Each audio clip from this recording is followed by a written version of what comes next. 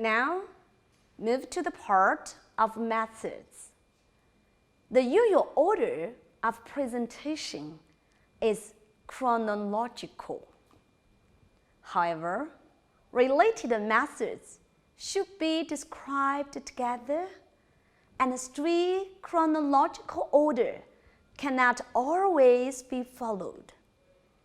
For example, even if a particular assay was not done until late in the research, the assay method should be described along with the other assay methods, not by itself in the later part of the materials and methods section. In journals, often subheadings usually go together with the materials and methods section. Examining analogous papers in your target journal is a feasible way to judge whether subheadings would be suitable or appropriate. My suggestion is that you establish subheadings matching those to be used in the results section. With internal consistency, your writing of both sections would be easier and clearer. For readers, they could benefit by comprehending the relationship of a particular method and the related results. In this section, you have to be very prudent and careful, which means that questions such as how and how much should be precisely answered by you. Remember, don't leave the reviewer or the reader in suspense or doubt. Statistical analyses are often needed, but your paper should give priority to the data, not the statistics.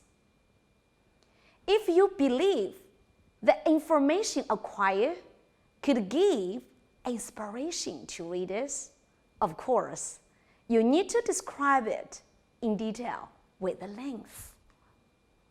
Ordinary statistical method generally should be used without comment. Advanced or extraordinary method require a literature citation.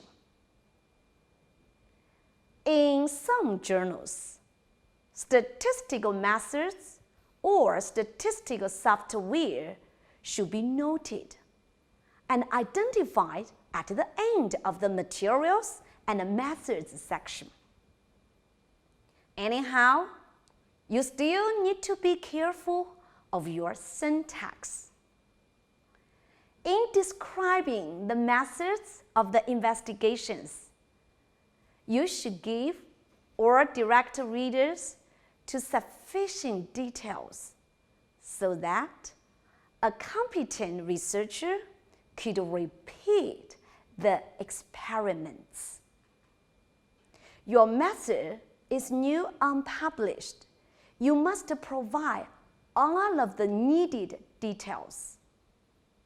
If the method has been published in a journal, the literature reference should be given. For method well known to readers, only the literature reference is needed. For method with which readers might not be familiar, a few words of description tend to be worth adding, especially if the journal in which the method was described might not be readily accessible. If several alternative methods are commonly employed, it is useful to identify your method briefly, as well as to cite the reference. For example, it is better to state, cells were broken by ultrasonic treatment as previously described, than to state, cells were broken as previously described.